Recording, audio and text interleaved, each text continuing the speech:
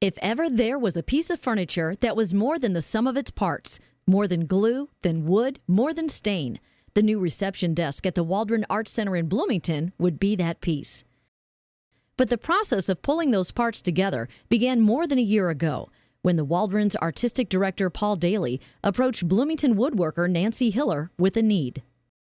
The desk was designed to accommodate two people, and in fact, its commissioning was necessitated by the Waldrons having obtained a camera system and hired a guard to be on the premises, I believe, at all times when the building is open. Because I make an effort to use locally produced wood when feasible, it occurred to me that since this was quite a public institutional project, I should contact Lee at the city and find out whether they had any quarter sawn oak available that would work for this desk. Lee is Lee Huss, Bloomington's urban forester. Among other things, he manages a program, affectionately referred to as Leave No Log Behind, that works to connect local woodworkers with local materials.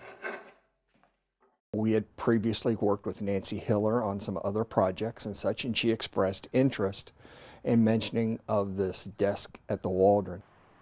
We felt very good that this urban wood was going back into what was essentially the city hall at one time. But in this case, it wasn't just any urban wood. The storms that ripped through Monroe County in the spring of 2011 brought down dozens of trees, 11 in Seminary Square Park alone. One of those trees was an 85-year-old red oak, which when milled and masterfully finished by Hiller, became the countertop for the Waldron desk. I think that the city's program is a fantastic and an enterprising, progressive program that more municipalities should be emulating. I think it just shows real leadership on the part of the City of Bloomington Parks and Recreation Department that they're doing this. This results in making what would otherwise go to waste usable. If you go to our parks office and some of our other facilities, you will see some of these tables and some other items made. And then here with this red oak, we're in the process of wanting to have some clocks made and have those available to the public.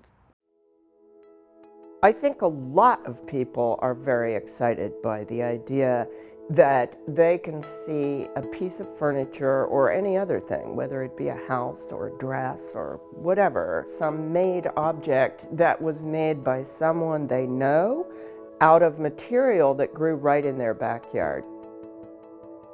Our culture, especially during the 20th century, has become so disconnected from how things are grown and made that a lot of us feel like little kids, I think, when we actually have a chance to see things, see how tangibly direct things can be that are locally made. It's quite thrilling.